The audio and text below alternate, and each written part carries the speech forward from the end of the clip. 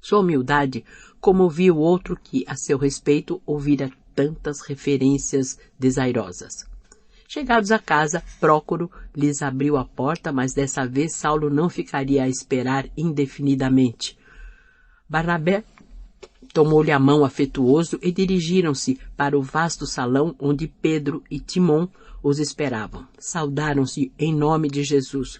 O antigo perseguidor empalidecera mais. Por sua vez, ao vê-lo, Simão não ocultou um movimento de espanto ao notar-lhe a diferença física. Aqueles olhos encovados, a extrema fraqueza orgânica, falavam aos apóstolos galileus de profundos sofrimentos. Irmão Saulo, disse Pedro comovido, Jesus quer que sejas bem-vindo a esta casa. Assim seja, respondeu o recém-chegado de olhos úmidos. Timão abraçou-o com palavras afetuosas em lugar de João, que se ausentara ao amanhecer a serviço da confraria de Jope.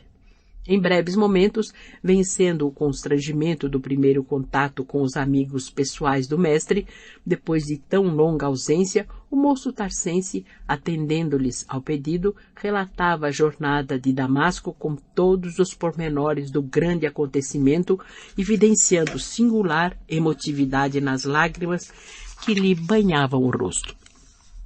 Sensibilizara-se sobremaneira ao relembrar tamanhas graças. Pedro e Timon já não tinham dúvidas. A visão do ex-rabino tinha sido real. Ambos, em companhia de Barnabé, seguiram a descrição até o fim, com os olhos cheios de pranto. Efetivamente, o Messias voltara a fim de converter o grande perseguidor da sua doutrina. Requisitando Saulo de Tarso para o redil do seu amor, revelara mais uma vez a lição imortal do perdão e da misericórdia. Terminada a narrativa, o ex-doutor da lei estava cansado e abatido. Instado a explanar suas novas esperanças, seus projetos de trabalho espiritual, bem como o que pretendia fazer em Jerusalém, confessou-se desde logo profundamente reconhecido por tanto interesse afetuoso e falou com certa timidez. Necessito entrar numa fase ativa de trabalho com que possa desfazer meu passado culposo. É verdade que fiz todo o mal à Igreja de Jesus em Jerusalém. Mas, se a misericórdia de Jesus dilatar minha permanência no mundo, empregarei o tempo em estender esta casa de amor e paz a outros lugares da terra. Sim, replicou Simão ponderadamente, certo que o Messias renovará tuas forças de modo a poderes atender a tão nobre cometimento na época oportuna. Saulo parecia confortar-se com a palavra de encorajamento, deixando perceber que desejava consolidar a confiança dos ouvintes, arrancou das dobras da túnica rafada um rolo de pergaminhos e, apresentando-o ao ex-pecador de Cafarnaum, disse sensibilizado: aqui está uma relíquia da amizade de Gamaliel que trago invariavelmente comigo. Pouco antes de morrer, ele deu-me a cópia das anotações de Levi concernentes à vida e feitos do Salvador. Tinha em grande conta estas notas porque as recebeu desta casa na primeira visita que lhe fez. Simão Pedro, evocando gratas recordações, tomou os pergaminhos com vivo interesse. Saulo verificava que o presente de Gamaliel tivera a finalidade prevista pelo generoso doador. Desde esse instante, os olhos do antigo pescador fixaram-se nele com mais confiança. Pedro falou da bondade do generoso rabino, informando-se da sua vida em Palmira, dos seus últimos dias do seu transpasse. O discípulo atendia satisfeito. Voltando ao assunto das suas novas perspectivas, explicou-se mais amplamente, sempre humilde. Tenho muitos planos de trabalho para o futuro, mas sinto-me combalido e doente. O esforço da última viagem, sem recursos de qualquer natureza, agravou-me a saúde. Sinto-me febril, o corpo dolorido, a alma exausta. Tens falta de dinheiro? Interrogou Simão bondosamente. Sim, respondeu, hesitante. Essas necessidades, esclareceu Pedro, já foram providas, em parte. Não te preocupes em demasia. Recomendei a Barnabé que pagasse as primeiras despesas da hospedaria e, quanto ao mais, convidamos-te a repousar conosco o tempo que quiseres. Esta casa é também tua. Usa de nossas possibilidades como te aprouver.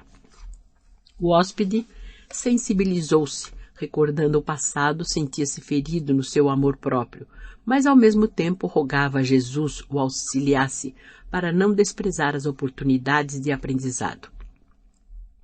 Aceito, respondeu em voz reticenciosa, revelando acanhamento. Ficarei convosco enquanto minha saúde necessitar de tratamento. E como se tivesse extrema dificuldade em acrescentar um pedido ao favor que aceitava, depois de longa pausa em que se lhe notava o esforço para falar, solicitou comovedoramente. Caso fosse possível, desejaria ocupar o mesmo leito em que Estevão foi recolhido generosamente nesta casa. Barnabé e Pedro ficaram altamente emocionados. Todos haviam combinado não fazer alusão ao pregador massacrado sob apupos e pedradas. Não queriam relembrar o passado perante o convertido de Damasco, ainda mesmo que sua atitude não fosse essencialmente sincera. Ouvindo-o, o antigo pescador de Cafarnaum chegou quase a chorar. Com extrema dedicação, satisfez-lhe o pedido, e assim foi ele conduzido ao interior, onde se acomodou entre lençóis muito alvos. Pedro fez mais. Compreendendo a profunda significação daquele desejo, trouxe ao convertido de Damasco os singelos pergaminhos que o mártir utilizava diariamente no estudo e meditação da lei, dos profetas e do Evangelho. Apesar da febre, Saulo regozijou-se, tomado de profunda comoção, nas passagens prediletas dos pergaminhos sagrados, leu o nome de Abigail, grafado diversas vezes. Ali estavam frases peculiares, a dialética da noiva amada, data que coincidiam perfeitamente com as suas revelações íntimas, quando ambos se entretinham a falar do passado no pomar de Zacarias. A palavra Corinto era repetida muitas vezes. Aqueles documentos pareciam ter uma voz. Falavam-lhe ao coração de um grande e santo amor fraternal. Ouvia-a em silêncio e guardou as conclusões avaramente. Não revelaria a ninguém suas íntimas dores. Bastavam aos outros os grandes erros da sua vida pública, os remorsos, as retificações que, apesar de verificadas em campo aberto, raros amigos conseguiam compreender. Observando-lhe a atitude de constante meditação, Pedro desdobrou-se na tarefa de assistência fraternal. Eram as palavras amigas, os comentários acerca do poder de Jesus, os caldos suculentos, as frutas substanciosas, a palavra de bom ânimo. Por tudo isso, sensibilizava-se o doente sem saber como traduzir sua gratidão imperecível. Entretanto, notou que Tiago, filho de Alfeu, receoso talvez dos seus antecedentes, não se dignava dirigir-lhe uma palavra. Arvorado em rígido cumpridor da lei de Moisés, dentro da igreja do caminho, era percebido de vez em quando pelo moço tarcense qual sombra impassível a deslizar, balbuciando preces silenciosas entre os enfermos. A princípio, sentiu quanto lhe doía aquele desinteresse, mas logo considerou a necessidade de humilhar-se diante de todos. Nada fizera ainda que pudesse positivar suas novas convicções. Quando dominava no sinédrio, também não perdoava as adesões de última hora. Logo que entrou a convalescer, já plenamente identificado com a afeição de Pedro, pediu-lhe conselho sobre os planos que tinha em mente, encarecendo a máxima franqueza para que pudesse enfrentar a situação, por mais dura que lhe fossem as circunstâncias. De minha parte, disse o apóstolo ponderadamente, não me parece razoável permaneceres em Jerusalém, por enquanto nesse período de renovação. Para falar com sinceridade, há que considerar teu novo estado d'alma como a planta preciosa que começa a germinar. É necessário dar liberdade ao germe divino da fé. Na hipótese da tua permanência aqui, encontrarias diariamente, de um lado, os sacerdotes intransigentes em guerra contra o teu coração, e de outro, as pessoas incompreensíveis que falam nas extremas dificuldades do perdão, embora conheçam de sobra as lições do mestre nesse sentido. Não deves ignorar que a perseguição aos simpatizantes do caminho deixou traços muito profundos na alma popular. Não raro aqui chegam pessoas mutiladas que amaldiçoam o movimento. Isso para nós, Saulo, está num passado que jamais voltará. Contudo, essas criaturas não o poderão compreender assim de pronto.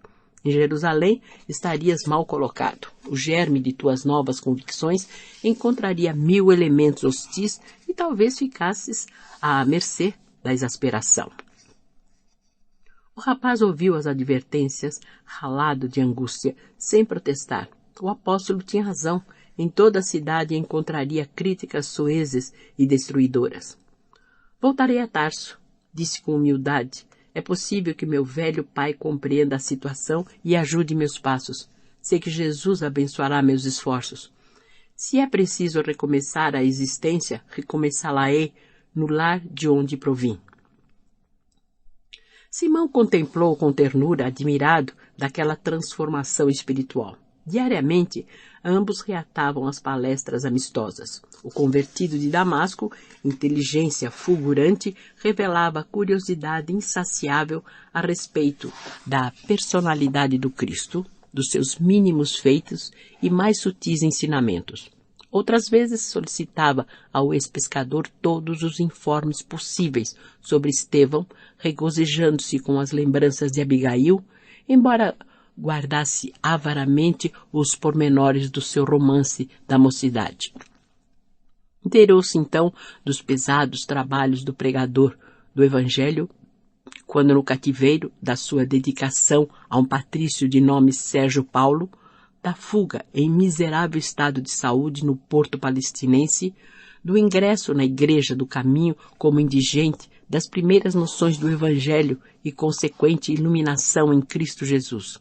Encantava-se, ouvindo as narrativas simples e amorosas de Pedro, que revelava sua veneração ao mártir, evitando melindrá-lo na sua condição de verdugo repeso.